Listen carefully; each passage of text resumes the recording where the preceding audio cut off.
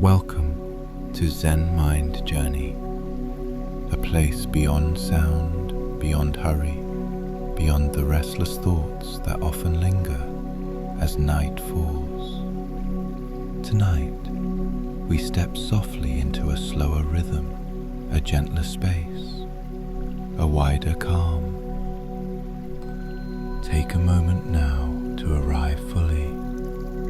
Close your eyes gently and feel the surface beneath you. Steady, supportive, real. Let your body grow heavy and your breath flow easily, like waves caressing a quiet shore. The day may have left its marks, but you don't need to carry them here. You've done enough. You are enough. Let go now of the lists, the worries, the questions that have no answers tonight. Right here, in this moment, there is only this, and the story about to unfold. This is no ordinary tale, no twists, no surprises, no need to catch every word. It is more like a path revealed as you walk, a quiet temple found when you stop searching, a voice that speaks when everything else has fallen silent. Each word, each pause, each breath between lines, placed with care, not to stir the mind, but to soothe it. If your thoughts wander, let them drift like leaves, floating gently down a calm stream. There is nowhere to be but here, and nothing to do but listen. As the story unfolds, may your body soften, your mind slow, and your spirit find peace in the quiet spaces between words. Let the journey begin. It began on a morning draped in grey. The sky was low, heavy with clouds, and the rain fell not in sheets, but in a soft, endless hush, like the sound of someone breathing in their sleep.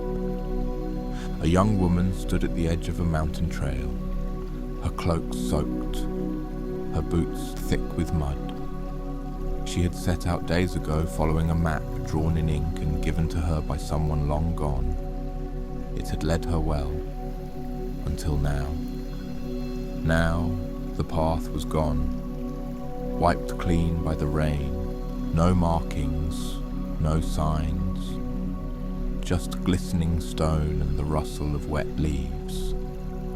She stood in the drizzle, confused, frustrated, and very tired. The mountains were quiet, no birds, no wind, only water, and something else, something softer, a silence that seemed to watch her.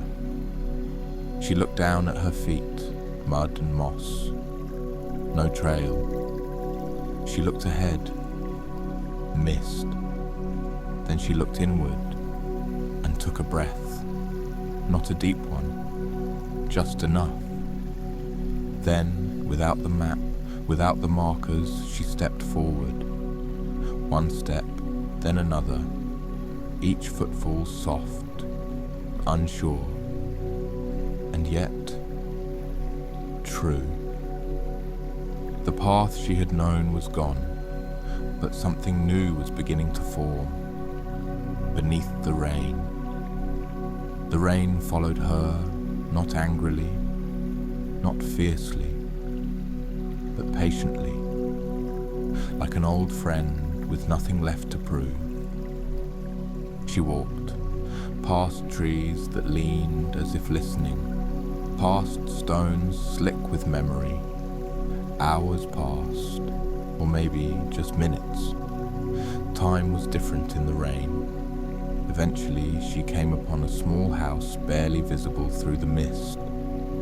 A wooden gate, painted red long ago, stood slightly open. and behind it an old man knelt in the mud, tending to a single yellow flower. He looked up as she approached, but said nothing. She stood at the gate, rain dripping from her sleeves, and asked, "Is this the path to the monastery?" The man shook his head, then nodded, then shrugged. "Yes," he said finally, "and no. It depends on what you call the path." She frowned. "I mean the one drawn on the map." He smiled. "Ah, that one. It washed away last spring. The mountain took it back."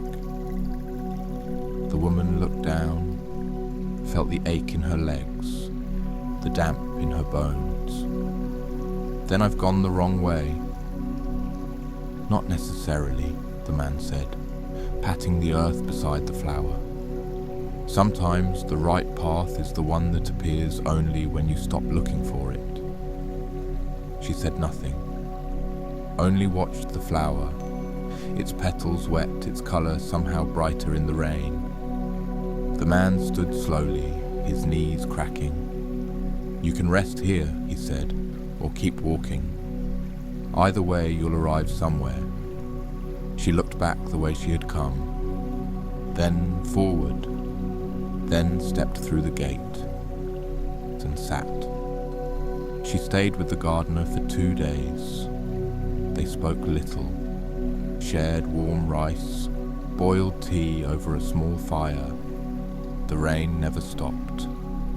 Not once, but it softened, turned gentle, like a lullaby poured from clouds. On the 3rd morning she rose early. The garden glistened, mist curled between branches, and in the damp earth, tiny green shoots reached up like shy questions. She stood at the gate, uncertain. The gardener came beside her. "You'll go today," he said, not as a question, but a noticing. She nodded. "But I still don't know the way." He bent down, brushed his hand across the mossy ground, and revealed a faint trail carved not by tools, but by time. "Paths appear when feet return," he said, "even when maps do not." She stared. It was there, just barely, a crease in the forest floor, worn smooth by travellers who never left marks. "It won't be straight," the man added, "and it won't look like a path from above." She smiled. "Nothing does." In the rain.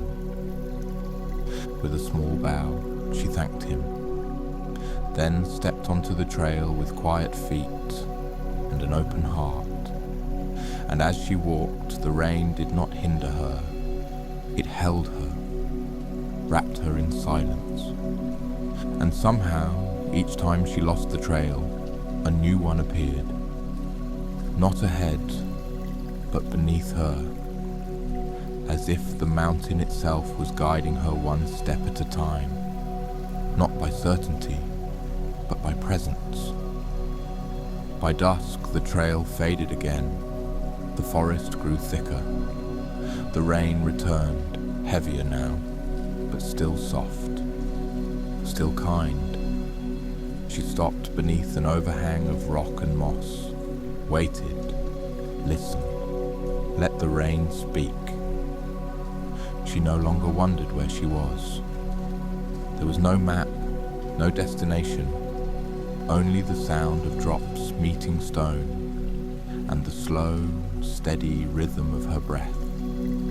Then, through the trees, a light, faint, warm, steady. She followed it, not quickly, not urgently, as if drawn by something older than direction. And there, in a hollow of the mountain, was a wooden temple, unmarked, unmapped, but undeniably meant. Its lanterns flickered with welcome. No gate, no name, just a space waiting to be entered. Inside, a single monk sat cross-legged by a fire. He looked up, smiled and said, "You found it." She lowered her hood. Steam rose from her shoulders. "I wasn't looking anymore." He nodded. "That's why you arrived."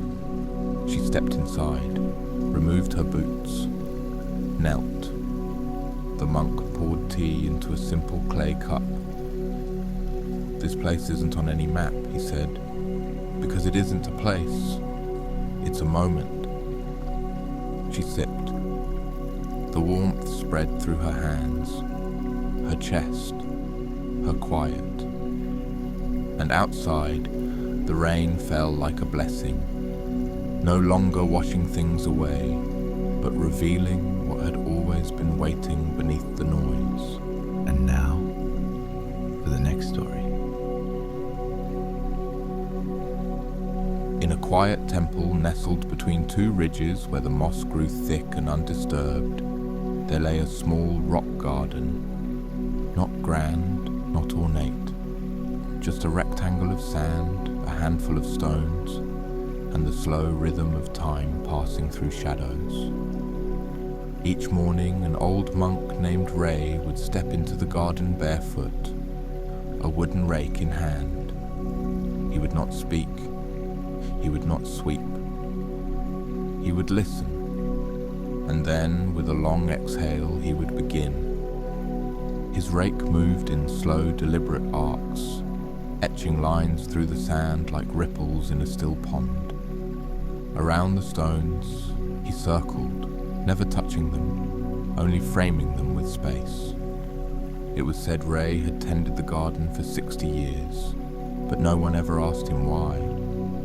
Because those who visited, those who stayed long enough to notice, began to hear something in the patterns he drew.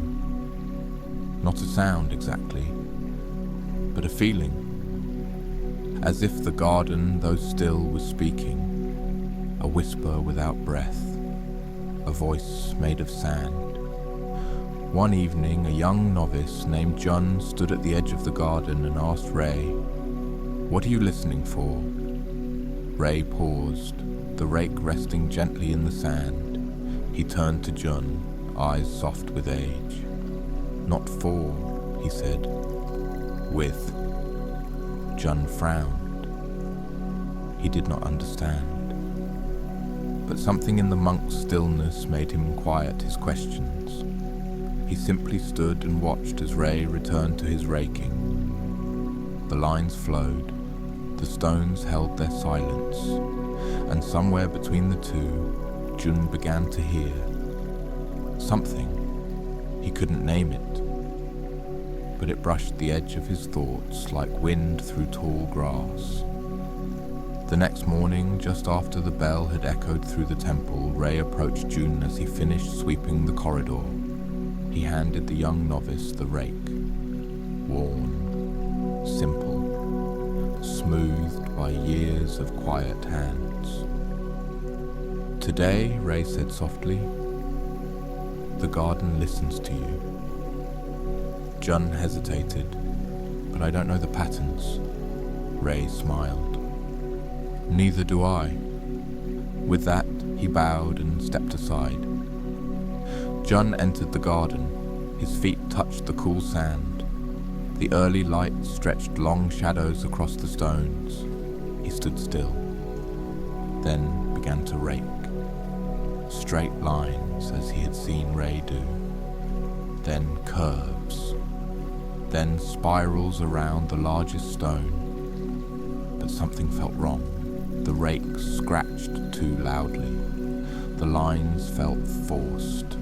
His hands tensed with the urge to make it look right. Ray, from the edge of the porch, said only, "You are trying to draw. Try to listen instead." Jun stopped. He closed his eyes. The wind brushed past his ear. A crow called from the distant trees. His own heartbeat, steady now, like footsteps on soft ground. He opened his eyes and looked at the garden. not as a surface to change, but as something already speaking. He moved the rake again, this time slower, gentler, letting the stones shape his path. A curve here, a space there, a pause. The sound of the rake softened. The garden responded, not with noise but with ease. The lines no longer mattered. They would vanish with the breeze. What stayed was something deeper. When Jun stepped out of the sand, Ray took the rake and nodded. You heard it. Jun said nothing, but his breath was different. He would never rake as Ray did, nor was he meant to. But the whisper, the one that lived between movement and stillness, had begun to speak to him too. Days passed, then weeks. The rhythm of the temple continued, bells, incense, chores, study. But something in June had slowed, softened. He found himself pausing more often, listening to small sounds. Broom bristles against wood, a leaf dropping into water, his own breath as it entered and left without needing permission. One morning, rain came. Not a storm, not a drizzle. A steady, patient fall that turned the world to silver. The monks remained indoors. The garden would not be raked today. But Jun stepped out anyway. He walked barefoot, the wooden porch cool beneath him. He carried no rake, only stillness. As he approached the garden, he noticed something. The sand was soaked, the lines from the day before erased. The stones gleamed under the rain, dark, grounded, unmoved. He sat at the edge of the garden, did nothing, and said nothing. And then he heard it, a whisper, not from the rain, not from the stones, from within. A knowing he could not name, a presence without form. The garden, even undone by water, still spoke, not with symbols, not with marks in the sand, but with presence, with the patience to remain even when all patterns have been washed away. Jun sat there for a long time, rain touching his robe, soaking through, but he did not move, because nothing was missing, nothing needed to be added. The silence was not empty, it was full, and it welcomed him.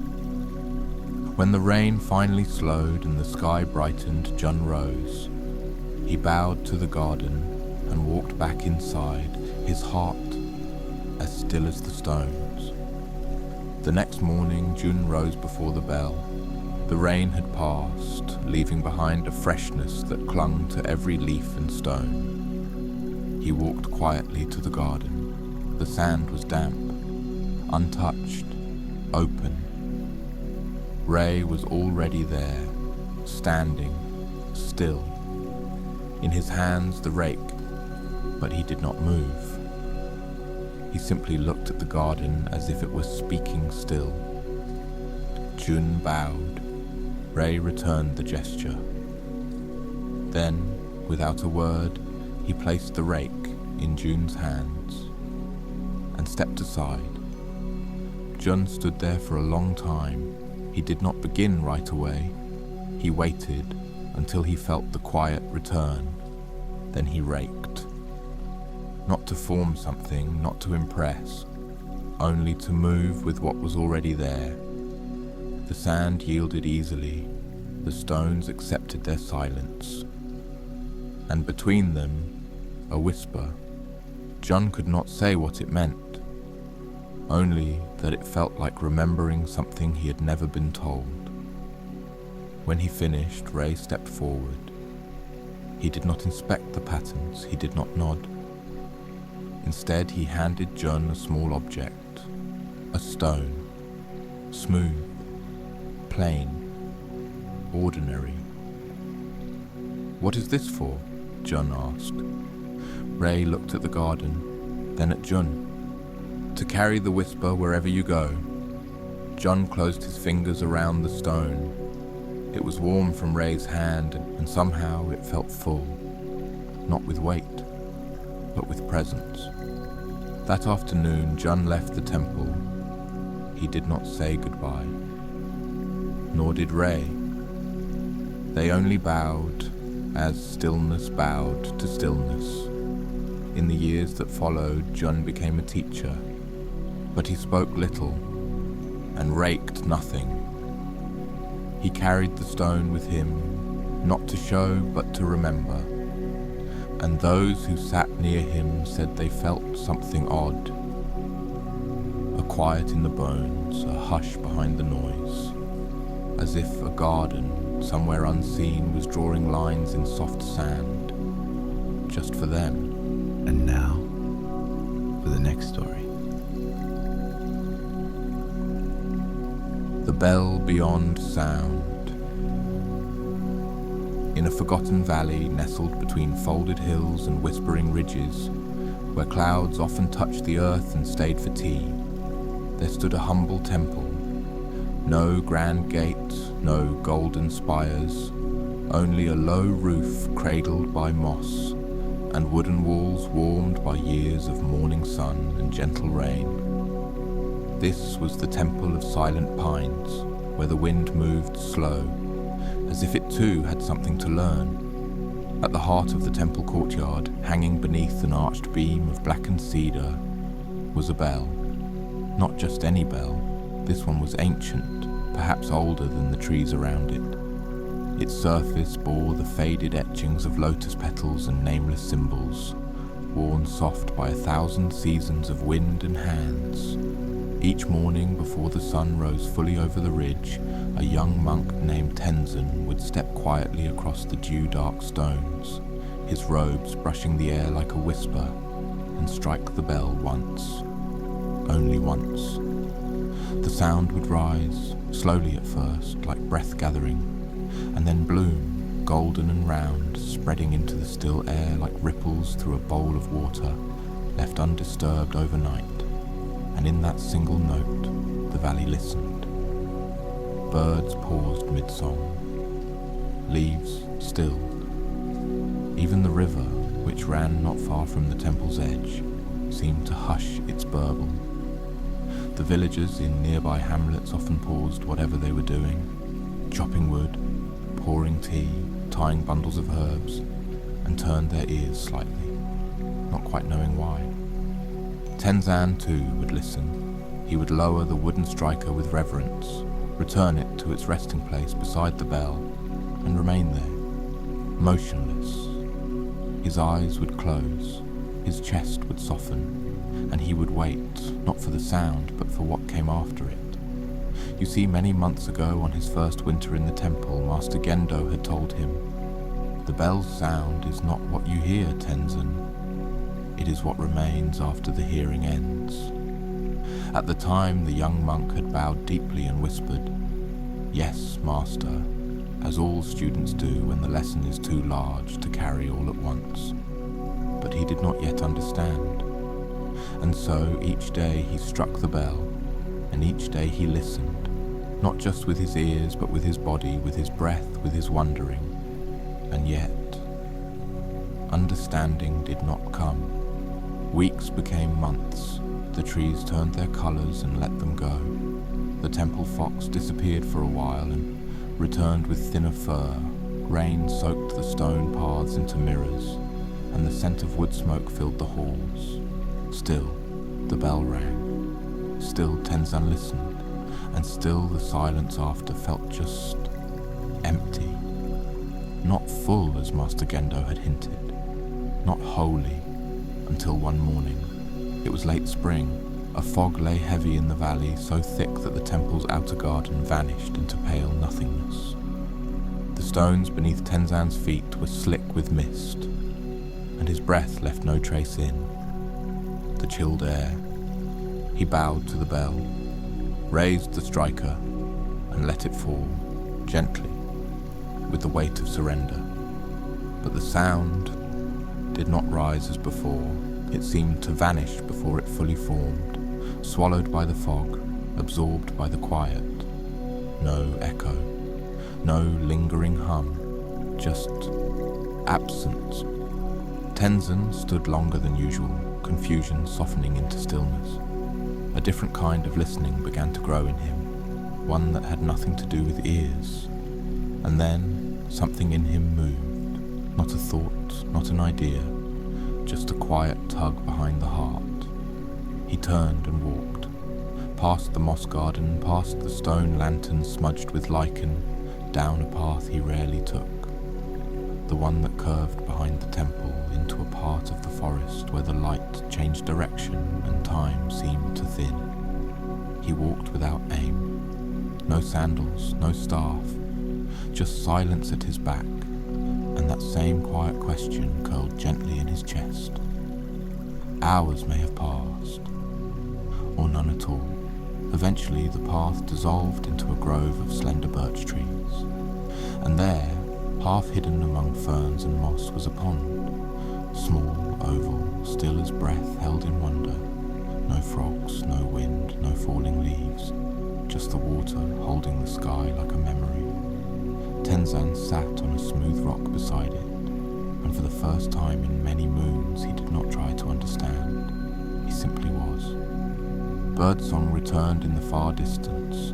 A drop of water fell from a leaf overhead and disappeared into the pond without a sound.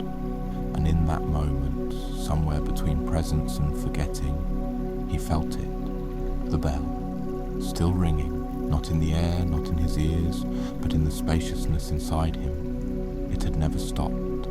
It had only become quieter than sound, wide as sky, deep as sleep. The silence that remained was not empty. It was listening, and Tenzin, he was not listening to it. He was part of it. He breathed out slowly, the exhale longer than the inhale, and felt something loosen inside. Some old knot of striving or searching, untied by stillness itself. When he returned to the temple, Master Gendo was sweeping the courtyard with a straw broom, his movements slow and even. He did not look up, but after a moment he spoke. "You heard it?" And Tenzin nodded, though no words rose. From that day on he struck the bell the same way. Once, gently, but his listening had changed. He no longer waited for the sound to end. He waited for the silence to arrive, and within it he found not answers but presence, not knowledge but knowing. And so, if ever you find yourself in a quiet valley on a mist-wrapped morning, and you hear a bell that seems not to ring but to ripple through your bones, pause and listen, not just with your ears, but with the space between your thoughts. You may find yourself not hearing, but being heard. And you may wonder, gently, what have I been missing beneath all the noise? And now, for the next story. In a quiet dojo nestled among whispering bamboo, there was a moment held sacred, the silence after the bow. It was not the bow itself, not the graceful bending of bodies, nor the soft sound of feet touching polished wood. It was the stillness that followed, a breath suspended, a space where time seemed to pause and the world became utterly present. The masters called it the meeting of hearts, the place where respect transcends form and becomes presence. Each day, students would enter the dojo, their minds busy with worry, their bodies ready for movement. But before the first step, they would bow, and then they would listen to the silence, to the space that holds both student and teacher. This silence was like a river, calm on the surface, but deep and flowing underneath. It carried the weight of centuries of practice, the breath of countless souls who had stood in the same spot, bowed in the same way, and let the silence teach them. One morning, a young student named Hannah noticed the silence more than the bow. She felt it linger, a delicate thread connecting her to the master, to the room, and most of all, to herself. It was in this silence that she began to understand what the practice truly meant. She realized that the bow was not just a gesture, but a gateway, a moment to set aside distraction, to meet the present without judgment, a moment to open and receive. As Hannah stood in that silence, she felt the tension in her shoulders soften like a leaf falling to earth. The noise in her mind began to fade, not all at once, but like waves gently retreating from a quiet shore. She could hear her own breath, slow and steady, the gentle beat of her heart, and the soft rustle of bamboo leaves outside the open window. The room was filled with light, golden and warm, casting soft shadows that danced like whispers against the wooden floor. Hannah's eyes closed, and she felt herself expand beyond the body, beyond the dojo, to something vast and unending. The silence was not empty. It was full of stories unspoken, lessons not taught with words, and wisdom carried in the spaces between sounds.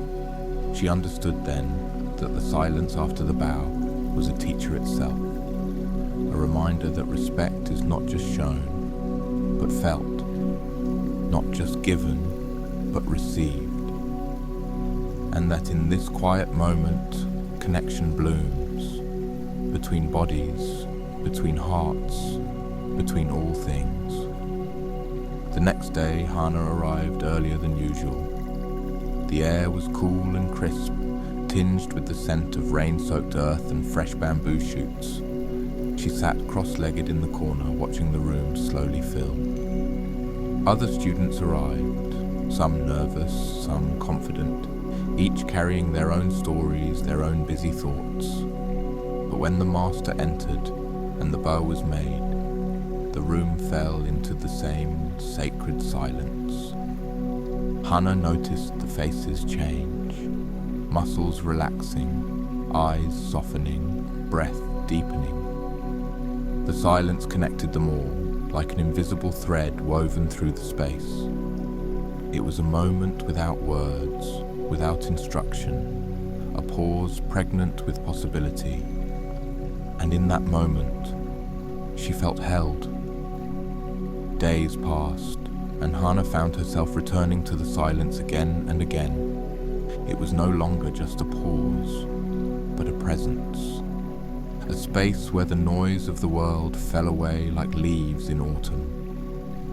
In the quiet, she could hear the soft rhythm of her own breath, the gentle beat of her heart, and the steady footsteps of those around her. She began to notice the small things, the way sunlight filtered through bamboo leaves, creating patterns on the floor that shifted with each passing cloud. The soft whisper of wind moving through the grove outside the dojo, the distant call of a bird, and the gentle rustle of fabric as students shifted in meditation. One afternoon, after a long practice, she sat beneath the bamboo grove near the dojo. The earth was cool beneath her hands, the scent of moss and fresh grass filled the air, the light was dappled and soft, and the world felt like a quiet breath held between heartbeats. Hannah closed her eyes and listened. The silence was not empty. It was full of stories unspoken, lessons not taught with words, and wisdom carried in the spaces between sounds. She understood then that the silence after the bow was a teacher itself, a reminder that respect is not just shown, but felt, not just given, but received, and that in this quiet moment, connection blooms, between bodies, between hearts, between all things. Hana felt a gentle warmth spread through her chest, a kindness flowing outward, connecting her to the trees, the earth, and the soft sky above. It was as if the silence held a sacred space where all things could simply be. In the days that followed, Hana began to carry this silence with her outside the dojo, into the marketplace, into her home, into her conversations. She found that when she slowed, when she listened deeply, the world around her changed. People spoke more softly, smiled more often, and moments that once felt rushed became invitations to breathe. One morning, as she walked along a quiet path, she paused beneath a great cherry blossom tree.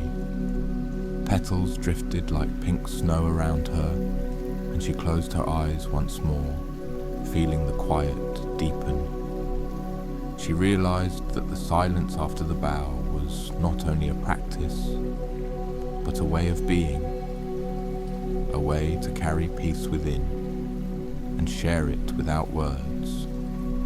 Hana returned to the dojo the next morning, her heart lighter, her mind quieter. She bowed deeply, more fully than before, and let the silence settle between her and the master. This time, the silence stretched gently, like a soft thread weaving them together. Her movements became slower, more deliberate, flowing with the rhythm of breath and presence. The lessons she had learned were no longer just about form, but about the spaces in between. She noticed how the pauses in movement held as much meaning as the actions themselves. After practice, she would sit beneath the bamboo again, feeling the whispers of leaves above her.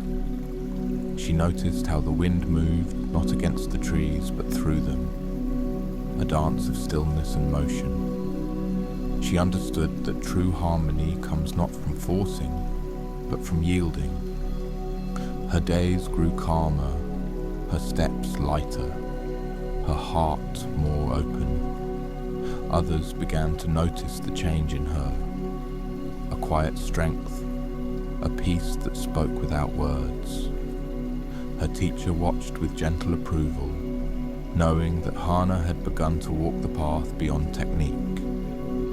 One evening, the master approached her and said softly, "The silence after the bough is not just a moment. It is a path. Walk it with care." Hana nodded, knowing this was only the beginning. She realized the silence was not empty, but full of life, full of connection, full of love. It was a seed planted deeply within her spirit, ready to grow and bloom in its own time. In the weeks that followed, Hana began to share this understanding quietly, gently. She taught younger students to bow and to sit with the silence after.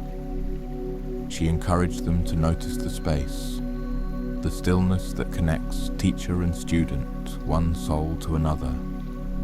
The dojo became softer, more alive. Laughter mingled with quiet breaths.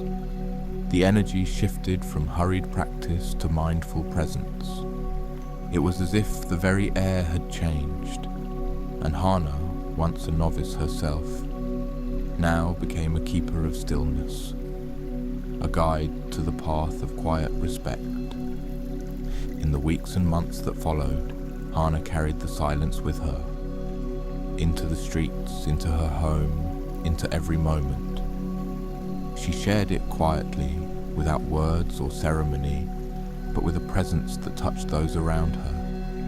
Neighbors noticed the calm in her eyes. Friends felt the warmth of her listening. Even strangers paused when she walked by, as if the stillness she carried invited them to breathe deeper. At the dojo, she began teaching the younger students. Before each lesson, she guided them gently to bow, and then to rest in the silence after. she told them. Respect lives here, not just in our actions, but in the quiet space between them. The dojo grew softer, more alive. The sound of laughter mingled with quiet breaths. The energy shifted from hurried practice to mindful presence. One evening, as the sun set behind the bamboo, Hana stood beside her master. Together they watched the light fade, and in that fading light she understood. The silence after the bow was not just a practice, it was a way of being, a ripple spreading from one heart to another, a gentle wave that touched everyone it met, a reminder that in stillness we find connection, in quiet we find love, and in presence we find peace.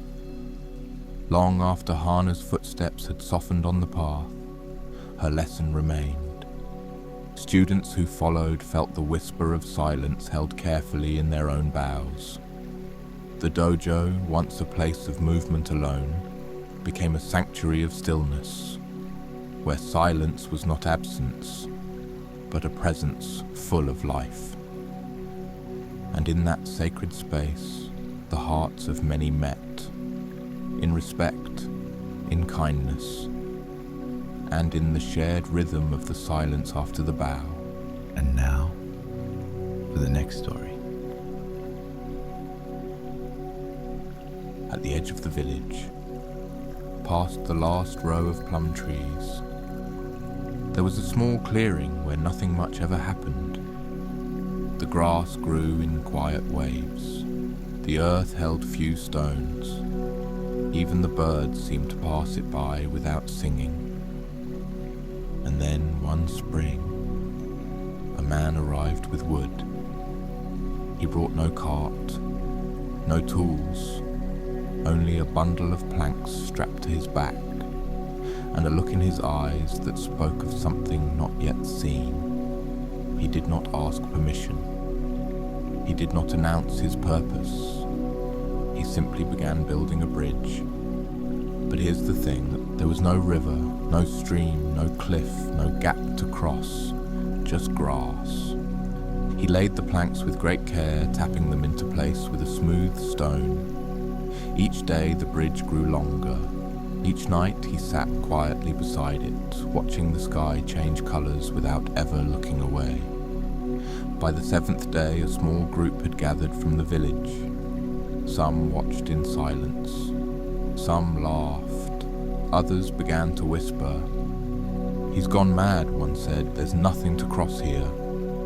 "Maybe he's waiting for a river to come," another joked. But the man kept building, plank after plank, with slow, steady hands, until finally the bridge stood complete, 12 paces long, raised slightly above the grass, leading nowhere. And then he stopped, for days. No one crossed the bridge. Why would they? It began in grass and ended in grass. No road, no destination, just a quiet arc of wood in a place that had never needed one. Children came to play near it, but were warned not to climb. Elders walked past it slowly, squinting as though a purpose might reveal itself if stared at long enough. One morning, a monk from the hill temple arrived. He stood at one end of the bridge, hands folded behind his back, and said, "You've built something quite unusual." The man nodded. "Do you plan to move it somewhere?" "No," the builder replied. "It belongs here."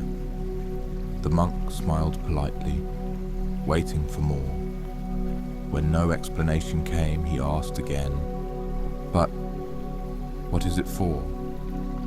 The builder looked at the bridge, then at the grass, then at the monk. "To cross," he said. "But to cross to where?" The builder paused, then answered, That depends on who you are when you step on, and who you are when you step off. The monk didn't reply. He stood still for a long while, then bowed and walked away without ever placing a foot on the wood.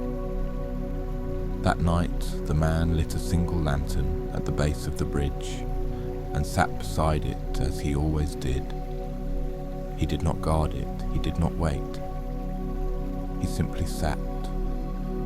As the wind moved gently through the tall grass and the moon rose like a question, no longer needing an answer. It happened quietly, as most true things do. An old woman came just after sunrise, carrying a small bundle of herbs wrapped in cloth. She did not speak. She did not hesitate. She stepped onto the bridge as though she'd always known it was there. The wood creaked gently under her feet. The breeze moved with her. And though she crossed in no more than 12 paces, something shifted. She stood at the other end for a long time, then sat down in the grass, facing back toward the bridge, as though looking at something she'd just left behind. That afternoon, a boy came running, barefoot, breathless. He stopped at the foot of the bridge, looked around, and crossed with a single joyful leap. When he reached the far side, he didn't run again. He walked, slower, lighter, as though something had been left behind that didn't need to be carried anymore. And so it began, one by one, a traveller, a widow, a farmer with his hat in his hands. They crossed the bridge not to go somewhere new, but to meet something already waiting. No toll, no signs, no words, just the sound of footsteps on warm wood, and the silence that followed each one. And the builder, he remained where he always was, at the edge, beside the lantern, watching without asking, listening without speaking, smiling sometimes, but only when the wind moved just right through the grain of the wood. Seasons passed, the grass grew tall, then yellowed, then bowed beneath the snow, and still the bridge remained. It aged without aging. It creaked but did not crack. It stood but did not shift. People still came, not every day, but often enough that the wood grew smooth under the quiet rhythm of footsteps. Sometimes they crossed alone, sometimes in pairs, sometimes in silence. They met eyes with others midway across and nodded as if passing through a shared dream. The villagers no longer questioned its purpose. Children no longer laughed. Even the birds began to pause on its railings, resting their wings before continuing their invisible paths. And the builder, one day, he was simply gone. No goodbye, no note, just the empty lantern at the bridge's foot and the faint scent of pine smoke in the air. Some said he had gone to find a river worthy of his next bridge. Others believed he had walked across his own creation and never returned. But the bridge, it stayed. Through wind, through frost, through everything. And those who crossed it never forgot the feeling, though few could name it. Not peace, not healing, not understanding. Something quieter than all of that, like the weight of a question that no longer needs answering. And so it was, that a bridge which led nowhere began to take the people exactly where they needed to go. And now, for the next story. Long ago, in a valley tucked between misted hills, there was a village that never knew darkness. At night, when other places fell into shadow, this village shimmered, not from torches or oil lamps or even the moon, but from a single lantern, placed high in the temple tower. It did not flicker, it did not smoke, and it gave off no heat. There was no fire inside it, only light. Software warm, unmoving. The villagers called it the flame that needs nothing. No one knew who had made it. It had been there long before anyone living could remember. It was said that as long as the lantern glowed, the village would be safe. From storm, from sickness, from sorrow. And so, each evening as the sky turned indigo, villagers would pause for just a moment and look toward the tower. No words, no ritual, just a quiet glance and a breath that deepened. But there was one person who had never looked up. A boy, no more than 10, who lived on the edge of the village with his grandfather. His name was Ko, and to him the lantern was not a mystery, but a question. How could it burn without flame? Without oil? Without even a wick? His grandfather would only smile. Some lights, he'd say, come from things you can't hold. But Ko wasn't satisfied. He needed to understand. And so one night, while the village slept beneath its familiar glow, Ko made a quiet decision. He would climb the tower and see the lantern for himself. Ko waited until even the insects had grown still.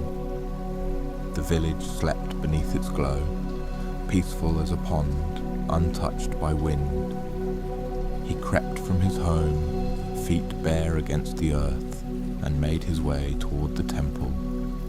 The tower loomed above the trees, tall, wooden, and silent. No one had climbed it in years. The first step groaned beneath his foot, but nothing stirred. No monks, no bells, not even the birds in the eaves. Ko placed his hand on the rail and began to ascend. But something felt strange.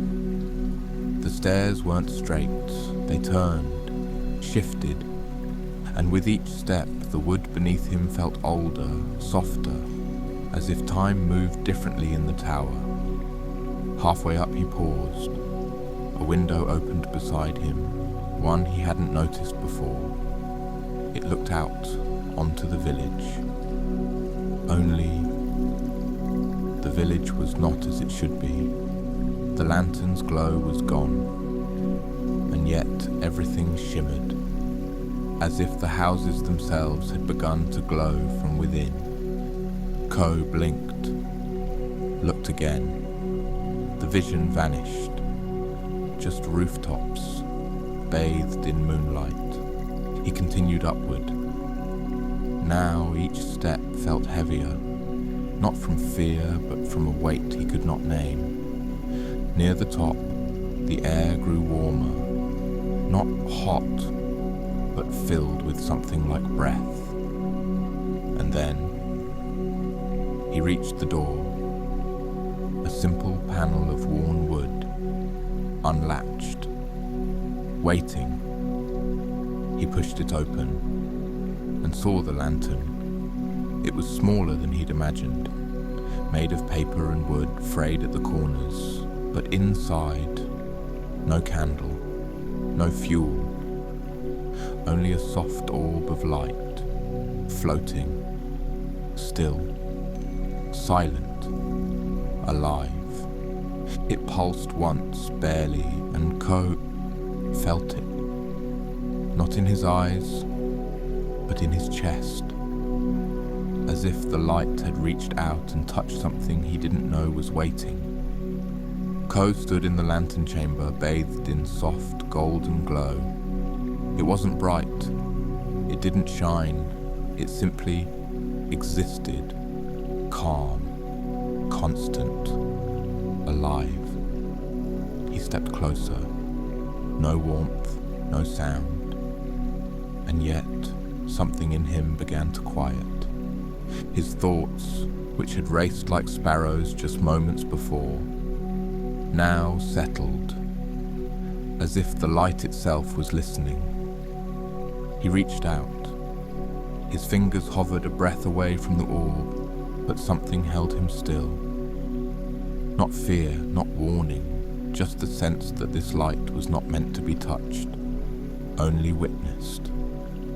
He sat down cross-legged on the old wooden floor, just as monks had once done, long ago. And he waited. No questions, no words, only breath, slow, even. The lantern pulsed again, faint, like the tide turning in the distance, and with it came something else. A memory. Ko saw his grandfather, years younger, kneeling beside the same lantern. Eyes closed, hands open. No one else in the tower. Only the quiet of one person sharing space with something sacred. Then the memory faded, as gently as it had come. Ko opened his eyes. The lantern sat exactly as before, still, content. It needed nothing, yet gave everything.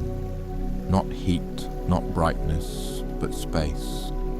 A space for stillness, for breath, for truth to rise like steam from tea. And Ko, who had come seeking answers, now found himself with none. Only a question he didn't need to ask, and peace in not asking it. Ko stood slowly, his legs stiff from stillness. The lantern remained unchanged, but something inside him had turned. He bowed to it, not out of ritual, but gratitude. Then he made his way back down the tower.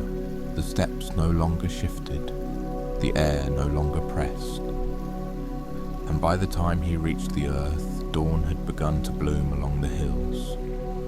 The village was quiet, windows still closed, smoke just beginning to rise from morning fires. Ko walked home, barefoot still, and when he reached the threshold, his grandfather was waiting. Not angry, not surprised, just holding a cup of tea for each of them. Ko sat beside him. Neither spoke until his grandfather said, "You saw it." Ko nodded. And Ko thought for a long moment, then answered, "It doesn't burn." A pause, it listens. His grandfather smiled, a deep, knowing smile. "Yes, and now you do too." From that day forward, Ko changed. He spoke less, listened more. Sometimes he would stop mid-task just to notice the sound of wind through rice stalks, or the hush of snow falling on pine. The villagers began to feel it. Not all at once, not in words, but in small things. Quieter greetings, longer silences at the tea house. Children who paused before running through the temple gates. And each night, as always, they looked up towards the temple tower. The lantern still glowed, software still, unwavering, but no one asked any more how it worked. Because now they understood. Some lights do not burn to be seen, they glow to remind us what's already within. And now, for the next story. In a small garden behind a weathered house, there hung a wind chime made of 5 hollow bells. It was old, brass mostly, threaded with fading silk cords that swayed when the wind remembered them. Most days it was silent, still, asleep in the stillness of the air. But when the wind passed through, a soft breath, a sudden sigh, the bells would sing as though they'd been waiting to speak all along. A gentle, broken music, like water remembering how to fall. The woman who lived there was quiet too. She tended the moss with slow hands. She swept the stones without hurrying. And every morning before tea she would touch the wind chime gently and say, "Still here." That was all. Just that. As if reminding it and herself that presence did not always require motion. One day, as the woman sipped her tea, a small sparrow landed on the stone railing beside the wind chime. It tilted its head, hopped closer, then again, until it was perched on the thin wooden rod beneath the center bell. The wind did not stir, the chime did not ring, but the bird stayed. For minutes, for hours, watching the garden, watching the stillness, as if waiting for a kind of music that could not be heard with ears. The sparrow came again the next day, and the day after that, always at the same hour. Just after the woman's tea had cooled enough to sip in silence, she began to expect it, not with excitement, but with the calm welcome of a leaf greeting rain. The bird never chirped, never flapped, just landed softly and sat. Sometimes on the railing, sometimes on the chime's base, once even atop the center bell. It never made a sound, and neither did the wind, but the woman smiled. There was something in their quiet companionship that felt whole. Some afternoon she would sit beside the wind chime and the bird together, eyes closed, hands still. She didn't speak. She didn't need to, because in the hush between them there was a kind of conversation that only still things can share. One morning she left a few grains of millet on the stone ledge. The bird looked at them, but did not eat. It simply tilted its head again, watching her with one black eye, as if the offering had already been received the moment it was given. The wind remained still, the chimes untouched, and yet each day felt fuller than the one before. Not louder, not brighter, just deeper. The kind of depth that doesn't call attention to itself. Like the quiet in a teacup after the last sip. On the seventh day, the wind returned. It came gently, like an old friend stepping softly into a room it once knew well. The leaves stirred, the tea steam leaned, and the wind chimes swayed, just slightly. The sparrow was already there, perched as always, still as a thought not yet spoken. And then a single bell rang, software clear, lonely in the most beautiful way. The sparrow didn't fly, it remained still, eyes closed as if listening to something only the wind could sing. Then another bell. Then two together, a low harmony, unrehearsed, unfinished, perfect. The woman stood by the door, watching, hands folded, eyes soft. She did not cry, but something inside her did. Not sadness, not joy, something older than both. The sparrow tilted its head again, once, slowly, and took flight. Not fast, not far, just high enough to catch the breeze and ride it through the open air like a note returning to its source. The bells rang once more, all 5 this time. Not loud, not long, just enough. Then silence. But not the old kind. Not the kind that waits.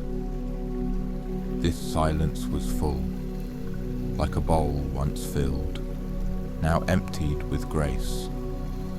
The woman bowed to the chime, then to the sky, then to the small space where the bird had always sat. She whispered, "Thank you for waiting." The sparrow did not return the next day, nor the one after that. The railing remained bare, the chime hung still, the wind had moved on. And yet the garden felt unchanged, no less alive, no less quiet. In fact, the quiet now carried a sound the woman had never heard before, not in her ears, but in her chest, in her breath, a kind of music left behind like footprints in morning dew. She still placed millet on the stone ledge. Though it remained untouched, she still whispered, "Still here," each morning to the chime, her voice softer now, less out of habit, more out of reverence. One evening she sat in the garden as the sky turned to ink and stars began to poke through the dusk like lanterns. The wind chime moved, barely, a hush of metal on metal. No bird, no gust, just memory. And that too was enough.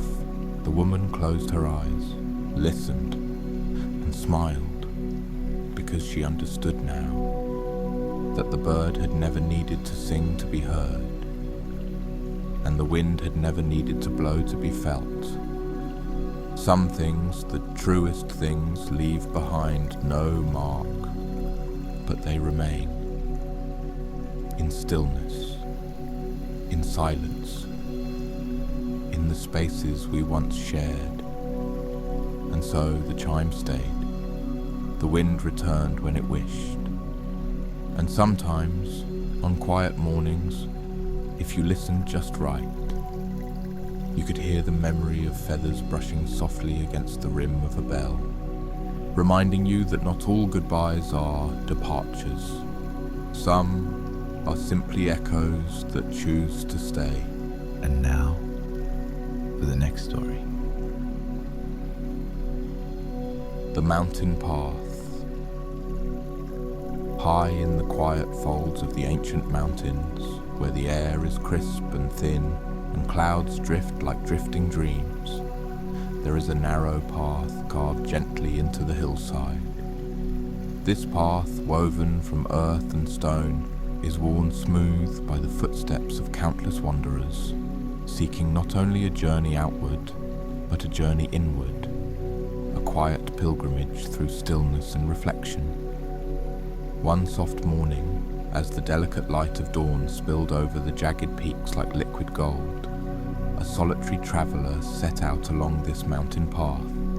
Cloaked in muted earth tones, he moved slowly, each step measured and mindful, as though listening to the silent song of the stones beneath his feet. Around him, the world was hushed. Towering pines stood sentinel, their needles whispering ancient secrets to the gentle breeze. The scent of damp moss, wild herbs and cold mountain air hung thick and fresh, mingling with the distant murmur of a hidden stream weaving through the valley below. The mountain itself seemed to breathe in time with the traveller, its silence a living presence, both vast and intimate, holding space for stillness and movement alike. As he walked, the traveller noticed how the path curved and bent softly, sometimes revealing sudden vistas, a silver ribbon of river far below, clouds drifting lazily through the valleys, and shy alpine flowers blooming in delicate clusters beside the stones. Each scene was a quiet reminder of the vastness of the world, the mystery of the sky, and the smallness of his own restless worries. He paused beneath an ancient cedar tree, its roots twisted and gnarled like the fingers of time itself, clutching the earth with steady strength. Placing his hand against the rough bark, he felt the steady heartbeat of the tree beneath his palm, solid, enduring, and deeply rooted. This tree had stood here through countless seasons, storms and sunrises, snowfalls and springs, rooted yet flexible, firm yet yielding. In this moment, the traveller felt the mountain's quiet wisdom seep into him, that true strength is found not in resistance, but in gentle acceptance of life's inevitable currents. He resumed his journey, his steps now a quiet prayer, a meditation in motion. The path rose steeply at times, inviting effort and endurance, then flattened gently, allowing ease and rest. The traveller learned to move with the rhythm of the mountain, to embrace the challenge without hurry, to rest without guilt or haste. The air was filled with soft sounds, the distant call of a lone hawk, the rustle of wind through needles and leaves, the faint drip of melting snow from high crags. Each sound blended into a harmonious symphony of quiet presence. The traveller's breath deepened, slow and steady, in tune with the world around him. He noticed the texture of the path beneath his feet.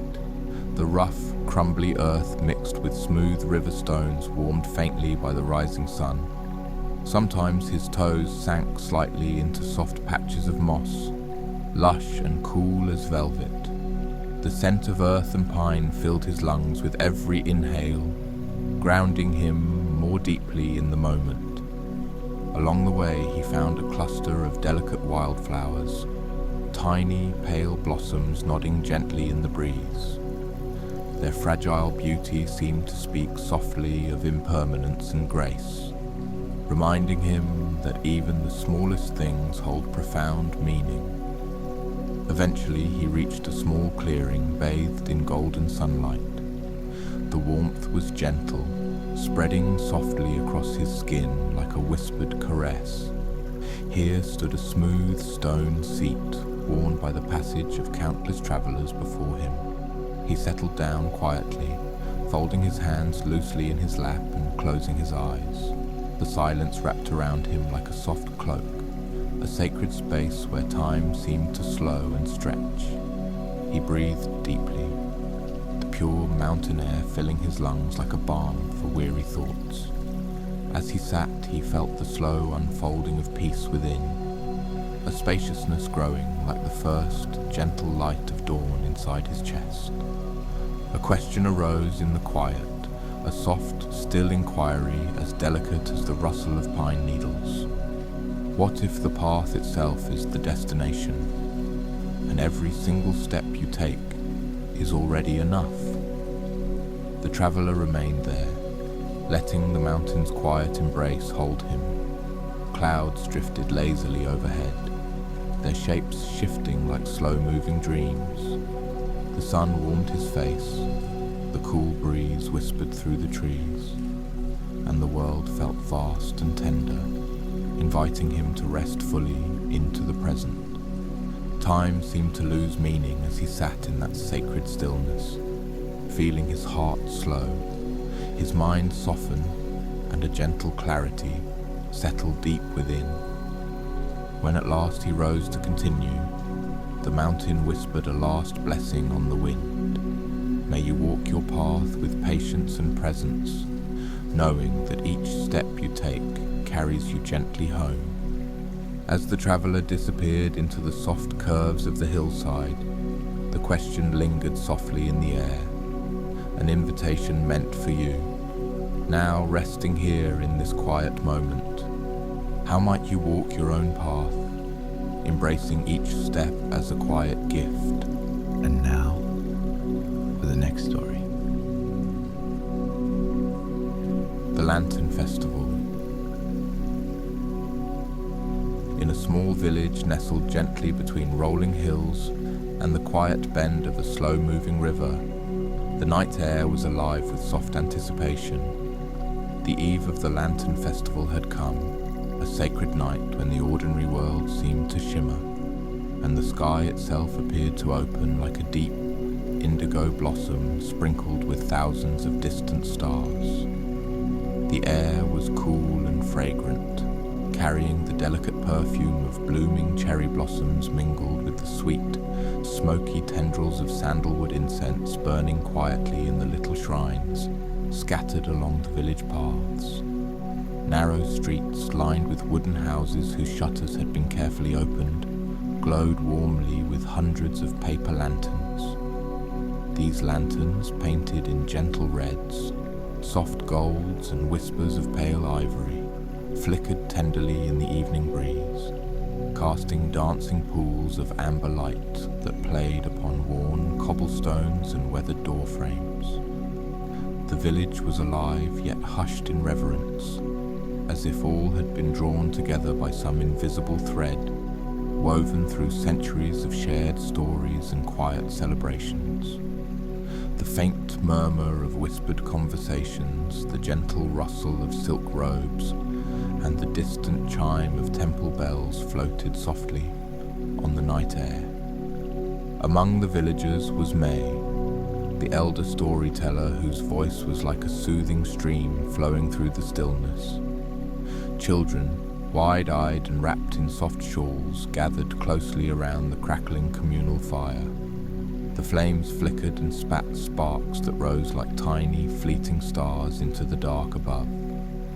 May's voice began to weave a tale, slow and deliberate, each word a smooth stone cast gently onto the surface of a calm pond. Her story spoke of a special lantern unlike any other, a lantern said to hold a light born not of flame or oil, but from the very heart of the night itself. This light was soft and steady, a quiet glow that could calm the most restless mind and soothe the deepest weariness. It was said to reside deep within the ancient forest beyond the village, hidden among the towering bamboo and moss-covered stones, where only those who had already found a calm peace within could glimpse it. The children listened closely, their faces lit by the flickering firelight and the warm glow of lanterns all around. May described how many seekers had ventured into the forest, drawn by the legend, only to find that the lantern's light did not shine outward for all to see. Instead, it revealed itself gently to those who carried the quiet flame inside, their own stillness, their own patience, and their own silent knowing. As the story unfolded, the villagers rose one by one, each holding a lantern carefully crafted by their own hands. With gentle reverence, they lit the wicks and released their lanterns into the evening sky. One by one, the lanterns lifted upward, like glowing blossoms drifting slowly on a dark sea. They rose higher and higher until their soft lights joined the stars above, weaving a tapestry of gentle radiance, stretching to infinity. The children's eyes followed the lanterns wide with wonder, their breaths shallow and soft. A warm calm settled over the gathering, a silent invitation to rest, to release, to be present. May's voice, now softer and almost a whisper, invited all to imagine the gentle light of their own inner lantern, the quiet presence within that could guide them through darkness without struggle or strain. She spoke of how this light was always there, waiting patiently, glowing steadily, even when the world outside felt uncertain or harsh. The night deepened, and the lanterns floated higher still, becoming tiny specks of hope against the vast velvet sky. The village held its breath in reverent stillness, wrapped in the embrace of the festival's peaceful mystery. Finally, as the last lantern disappeared into the infinite expanse, May's final words floated softly into the hearts of all who listened, like a gentle breeze over a still lake. What if the light you seek has already been glowing quietly within you all along? And so, beneath the endless sky and among the drifting lanterns, the village breathed in the calm, the mystery, and the deep, soothing peace of the night. Each soul, touched by the festival's gentle magic, carried that quiet light into their dreams, where it would burn softly through the night, steady, serene, and whole. And now, for the next story. In a narrow lane where the morning fog lingered longest, there stood a shop with no sign, no display, and a bell above the door that had long since forgotten how to ring. The shop was plain, a single window, a crooked step, and always a faint scent of leather and cedar. Inside, before the sun ever touched the rooftops, a man worked in silence. The shoemaker. He was not young, but not yet old. His hands were worn, not with age, but with repetition. He moved slowly, deliberately, each motion measured like a monk sweeping sand in circles. He didn't rush, didn't pause. Thread through leather, tap of the mallet, soft hiss of the awl. No music, no lantern, only the grey hush of the hour before dawn. This was when he felt most himself. Not because the world was quiet, but because he was. The village rarely saw him. Shoes simply appeared, fixed, polished, left outside doorsteps with no note but a crease of care. He charged no coin. He asked no thanks. His payment was the rhythm itself, the peace that came with each stitch and every soft sigh of fabric pulled tight. Sometimes as he worked, he would whisper something to the shoes. Be kind to the feet that wear you. And then return to the next pair with the same patience and quiet grace. One morning, a child wandered past the shop. She was small, curious, dragging one boot with a broken sole that left a soft flap in her wake. She paused at the crooked step, peered through the dusty glass, and saw the shoemaker sitting quietly at his bench. He didn't look up, but he spoke. "You can come in if you like." She stepped carefully inside. The door creaked like an old song. The air smelled of wax and weathered wood. He pointed to a stool near the window. She sat, swinging her legs, watching. The shoemaker continued his work, needle and thread, tight and precise. Finally, he looked at her boot. "May I?" She nodded, eyes wide. He took the boot as if it was something delicate, not broken, just waiting. He worked without speaking, and when he finished, he placed it gently at her feet and said, "Try again." She did.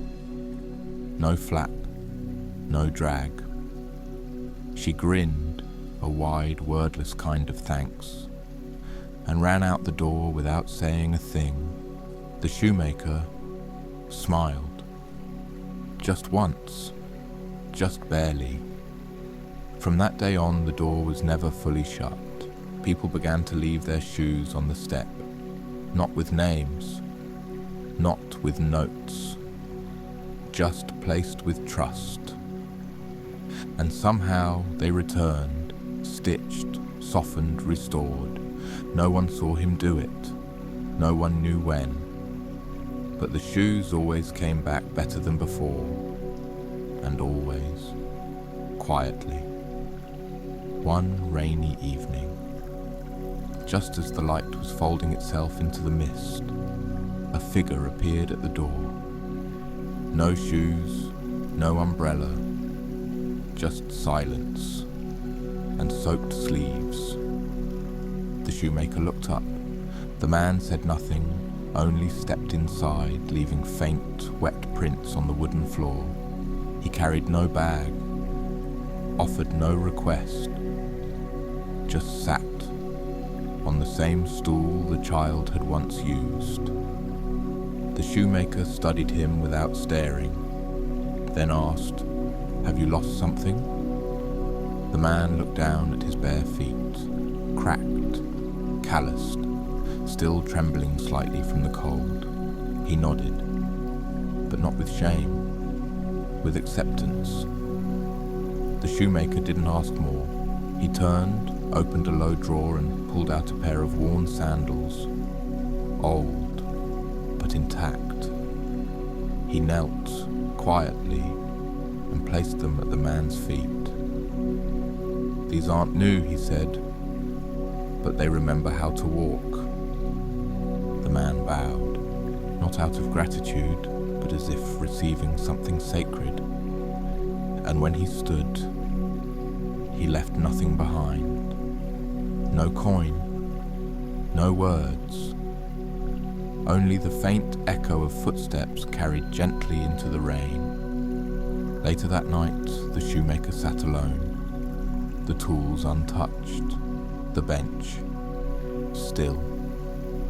But something in the silence felt warmer, not lighter, not louder, just fuller, as if the room itself had been mended in some invisible way.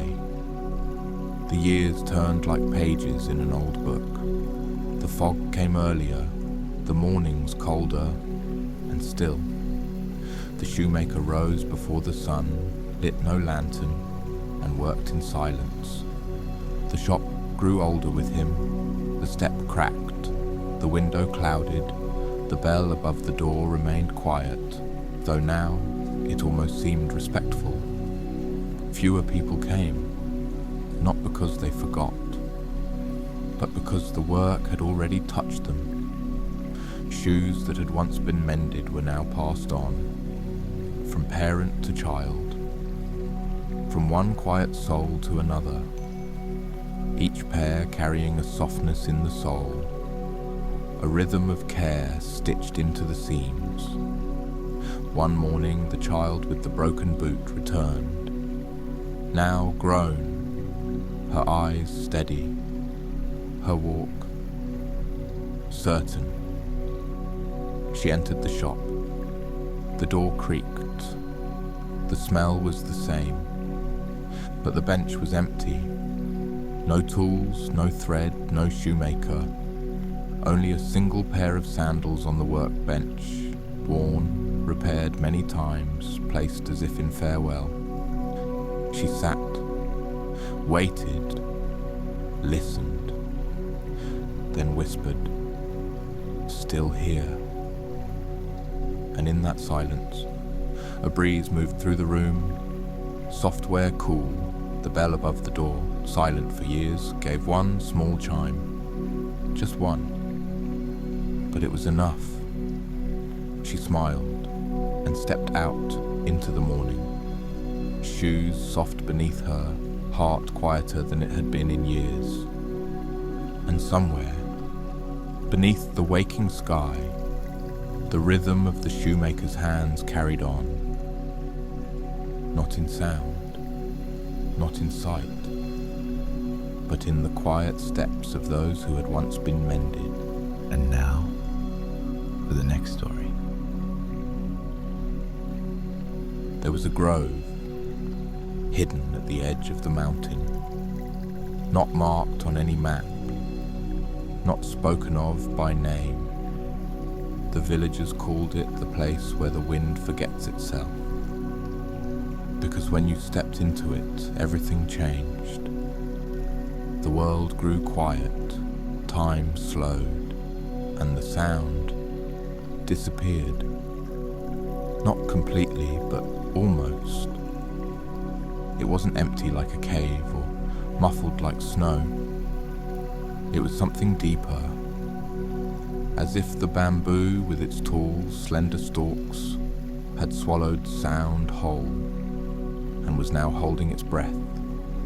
Travellers who wandered there spoke of a strange feeling, that the silence was listening. The monks nearby avoided the grove, not from fear, but from reverence. Only one man visited it regularly, an old caretaker, thin, sun-wrinkled, with a beard like moss and steps that made no noise. He didn't speak much, didn't carry tools, just a straw broom and a small wooden bowl for tea and rainwater. Each morning, just after the sun crested the ridge, he entered the bamboo grove and swept.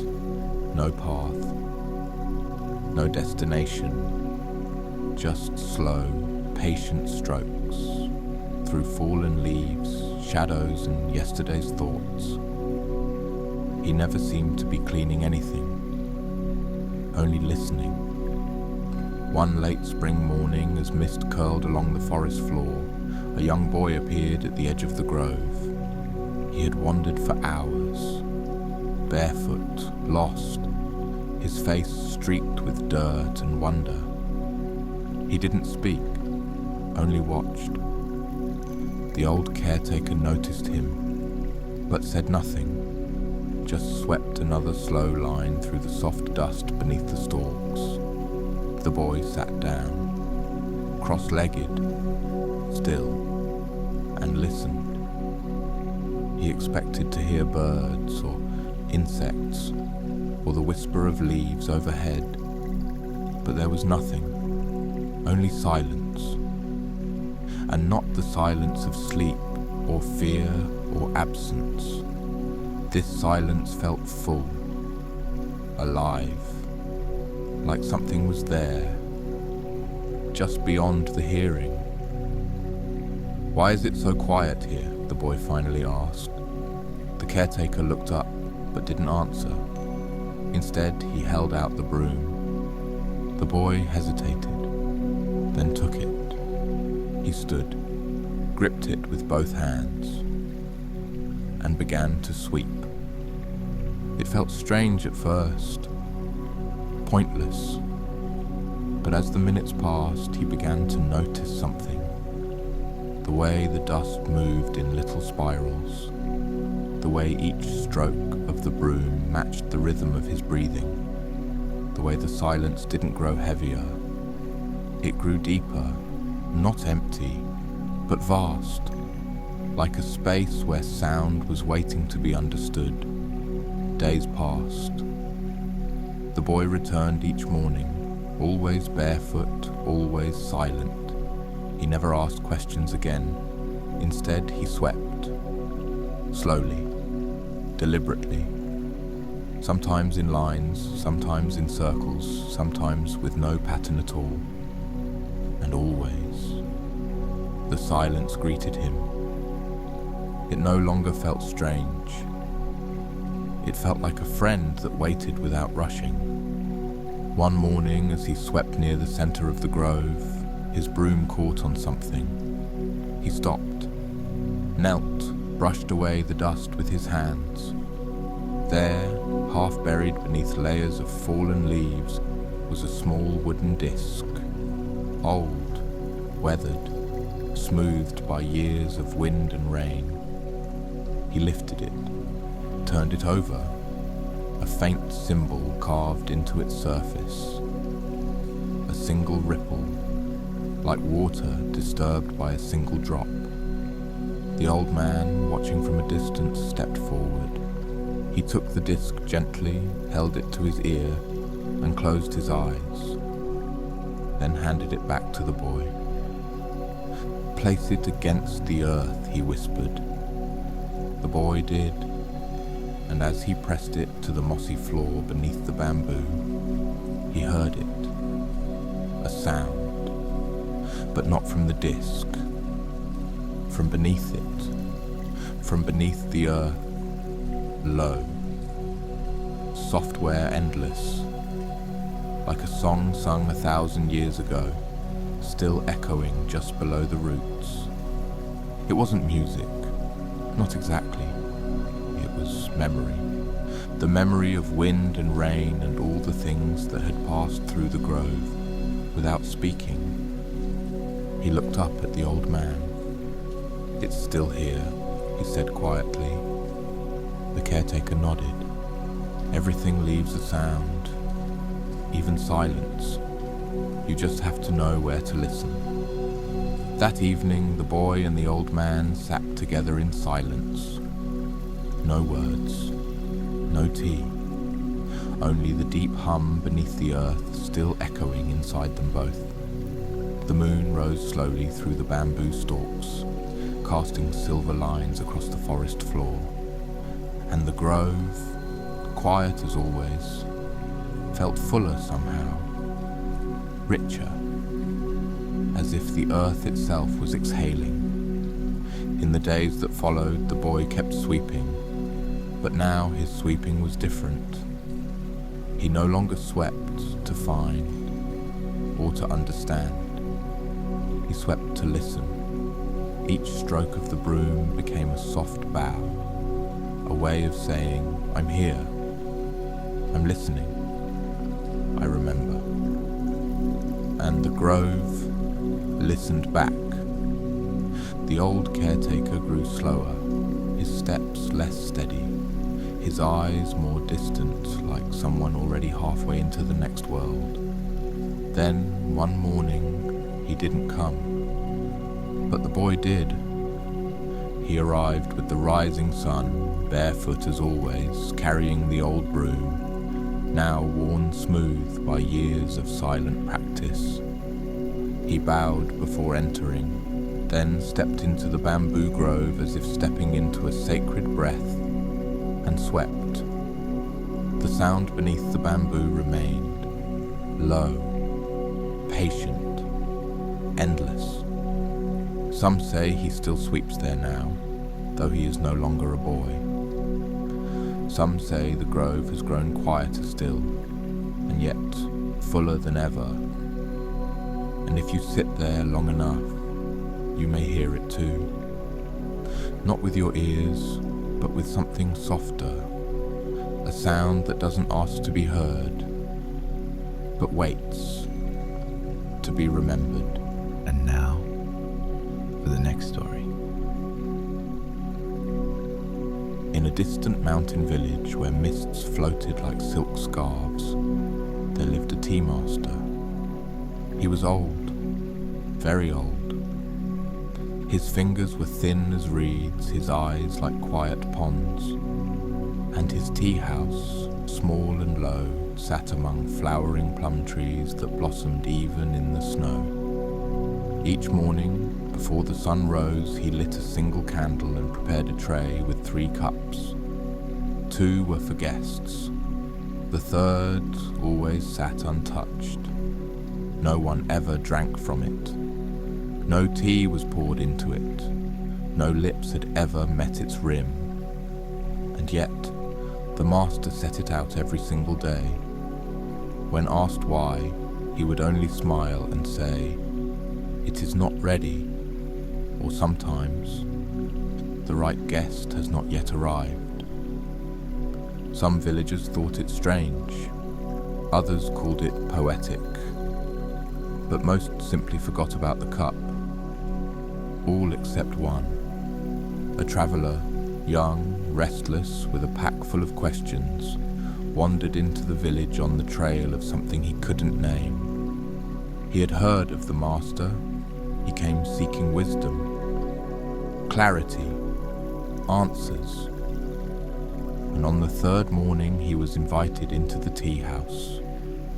The tea was fragrant, the silence warm, but his eyes kept drifting to the 3rd cup, empty, unblemished, waiting, and something about it unsettled him. He wanted to know more, much more. The next day the traveller returned. He bowed, removed his shoes, sat quietly on the straw mat. Again the master poured tea into 2 cups, and placed the 3rd, as always, between them. The traveller waited. Perhaps today, he thought, perhaps today I will see it used. But no tea was poured into the third. No gesture, no explanation, just silence and steam. The traveller sipped his tea. It was perfect. Still, he couldn't stop staring at the untouched cup. On the fourth visit, he finally asked, "Why do you prepare a cup you never use?" The master looked at him, eyes gentle, then replied, "Some things are not meant to be filled." The traveller frowned. "But a cup is made to hold tea. Isn't that its purpose?" The master smiled. "And yet, isn't it the empty space inside the cup that makes it useful?" The traveller fell silent. He thought of all the things in his life he had rushed to fill. His schedule, his journal, his conversations, always pouring in more, rarely listening to the space between. He visited the tea house many times after that. Each time, the cup remained, still, untouched, radiating a presence he couldn't explain. And little by little, he stopped asking about it. He just sat. And over time, the silence felt less like absence and more like invitation. Seasons turned. The traveller left the village, not suddenly, but with a soft farewell like the final note of a song. He carried no scrolls, no answers, only the memory of quiet tea and a cup that never held a drop. He journeyed far, to noisy cities, to desert temples, to crowded markets and empty hills. He learned many things, saw much of the world. But sometimes, in the hush between conversations, his mind would drift to the old tea house, to the scent of steam, to the silence wrapped in warm ceramic. Years passed, his hair greyed, his pace slowed, and one spring morning his path turned once again toward the mountain village. It hadn't changed much. The plum trees still bloomed. The air still held the scent of wood smoke and petals. He found the tea house, still standing, still quiet, and the master, gone. But inside, a younger monk greeted him, offered him tea. 3 cups were set, 2 were poured, the third untouched, exactly as before. The traveller blinked. His hand trembled slightly as he reached toward the third cup, but stopped just shy of touching it. Instead, he smiled, deeply, softly, and whispered, "Thank you for waiting." The monk said nothing, only bowed, and in that silence the traveller understood. The cup had never been about tea. It had always been about presence, about a space held open patiently for something beyond words. The traveller stayed in the village.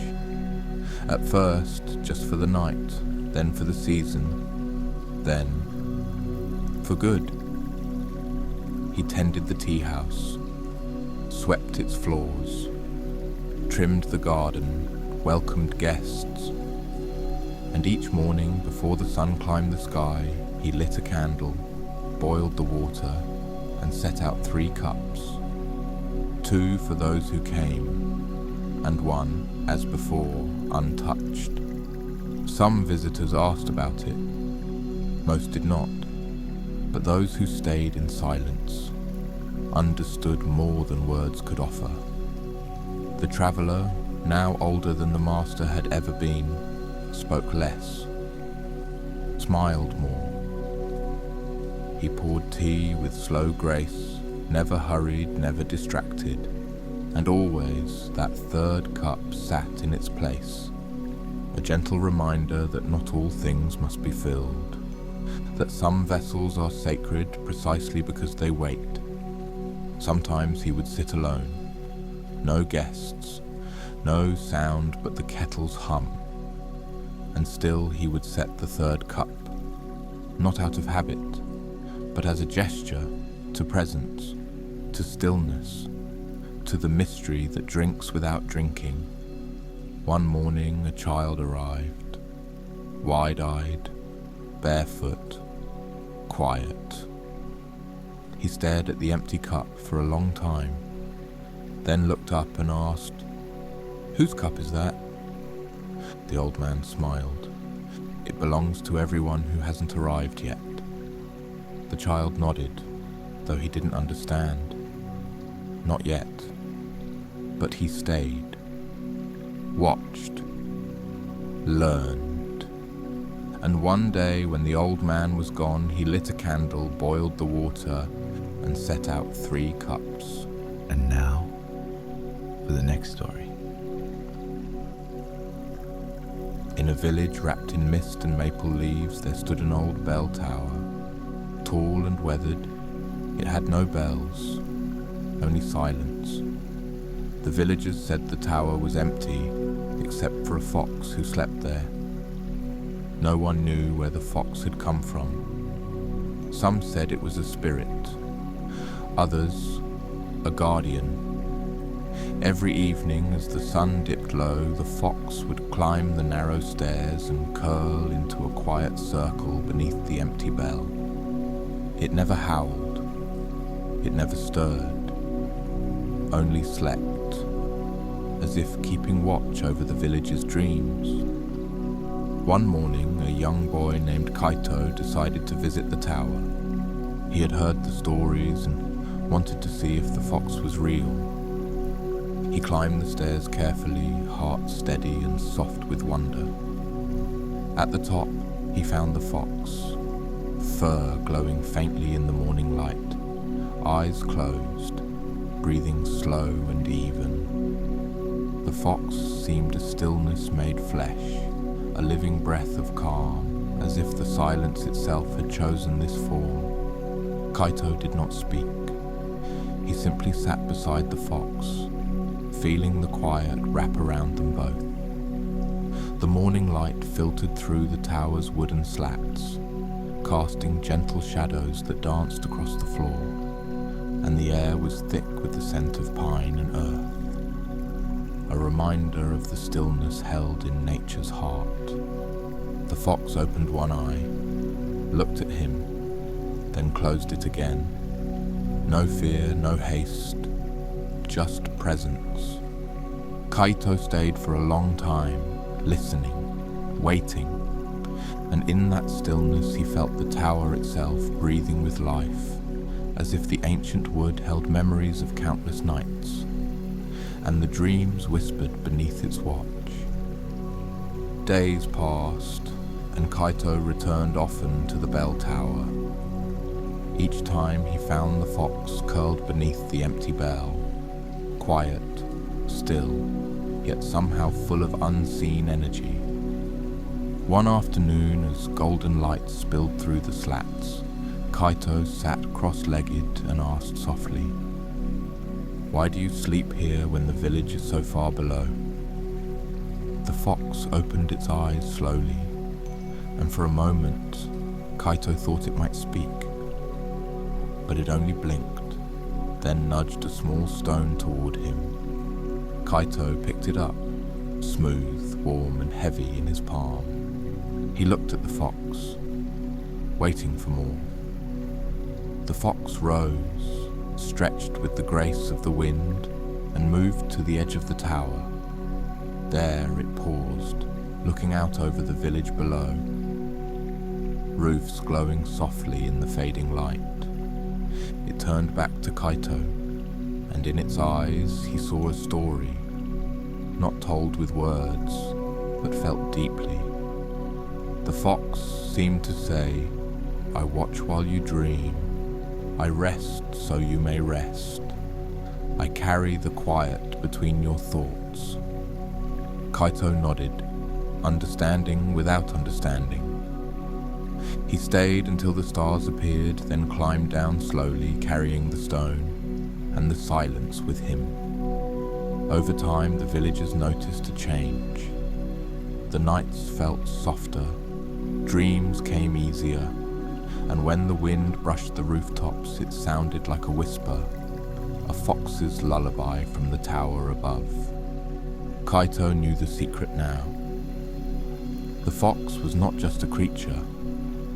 It was a guardian of peace, of sleep, and of the fragile threads that hold the village together. One evening, Kaito gathered the children of the village near the base of the bell tower. He told them the story, not in words, but in silence.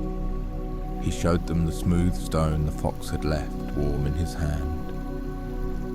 "This is a piece of the quiet," he said softly, "carried from the tower where the fox sleeps and watches." The children listened with wide eyes, breathing in the stillness that seemed to ripple from the tower itself. Kaito taught them to sit quietly, to close their eyes and to imagine the fox's soft breath moving through the village, a lullaby woven into the night air. The villagers began to join in. At dusk, they would gather under the tower, holding stones like Kaito's, and share moments of silence. The air grew lighter, tension softened, even the busiest workers paused to breathe and listen. The fox watched, still sleeping, still guarding, as peace grew in the hearts of those below. One night, Kaito climbed the tower once more. The fox was there, its eyes open now, reflecting the stars. It stepped forward, nudged the stone in Kaito's hand, and then curled once more, ready to rest, ready to watch. Kaito smiled, feeling the gentle weight of quiet settling deep inside. He knew the fox's gift was not just for sleep. It was a gift of presence, of stillness, of the soft spaces between thought and dream. Seasons passed, the village changed, as all things do. But the bell tower remained, and so did the fox. It became more than a guardian, more than a watcher. It became a symbol of peace, of calm, of care. Villagers would speak softly of the fox, tell stories to their children, not just of magic but of quiet presence. At times, when the world felt too loud, they would climb the tower steps and sit in silence, feeling the weight of stillness settle around them. The fox slept, but never truly rested. Its watch was gentle, unceasing, woven through the dreams of every home below. And Kaito, now grown, a keeper of stories himself, would visit often. He would place a smooth stone at the base of the tower, a token of gratitude and remembrance. And when the wind brushed the leaves, it carried a whisper, not of fear, not of hurry, but of rest, of safety, of the quiet heart that watches over us when we sleep. And so the bell tower stood, a silent guardian in the mist, holding space for peace, and the fox who slept within. And now, for the next story. The mountain hermit's silence. High above the rolling valleys and whispering forests, where the air thins and breath comes soft and slow, there lies a solitary hermitage carved gently into the granite face of an ancient mountain. The hermit who dwells there has lived a life wrapped in silence, a silence so profound that he is said to have spoken only once in 50 years.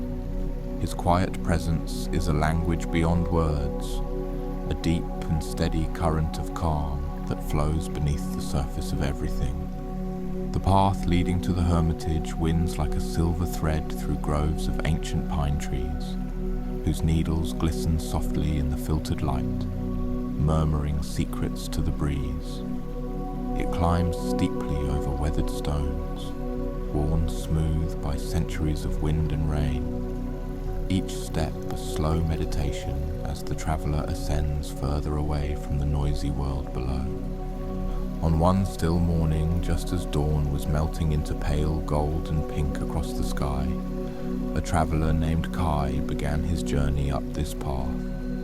His heart was a tangle of restless thoughts and unanswered questions, a mind weary from chasing meaning in the loud clamour of life. With deliberate steps he moved slowly forward, breathing deeply the crisp, fragrant air, each inhale filled with the scent of pine and fresh earth, each exhale releasing a little more of the tension he carried. As Kai climbed higher, the familiar world grew distant and small beneath him. The chatter of towns, the rush of rivers, the distant calls of birds faded into a muted silence that felt like a soft cloak wrapped around his shoulders. The mountain itself seemed to pause, holding its breath in reverence for what lay ahead. Finally, Kai reached a narrow ledge where the hermitage sat quietly, a simple wooden cabin nestled against the granite cliff, its weathered beams touched by lichen and moss. Outside, on a smooth stone bench carved from the mountain itself, the hermit sat with eyes closed, his face serene and still as a deep, undisturbed lake. Kai approached without a word, settling down gently on a nearby rock, feeling the cool stone beneath him and the steady rhythm of the earth. Between them stretched a silence, not empty but full, thick with presence and calm. It was the kind of silence that speaks without speaking, that holds space without needing to fill it. Time unfolded slowly there, a seamless flow without beginning or end. The pine needles whispered softly overhead, a gentle rustle like the breath of the mountain itself. The sun shifted across the sky, casting long shadows that danced quietly on the rocks. Kai felt his own breath slow, deepening into a peaceful rhythm that matched the steady pulse of the earth beneath him. As the hours drifted by, Kai's restless thoughts began to untangle, loosen and dissolve like morning mist warmed by sunlight.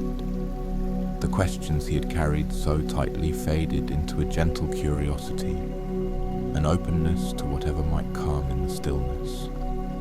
In the late afternoon, as the sky softened into hues of lavender and rose, the hermit's eyes slowly opened.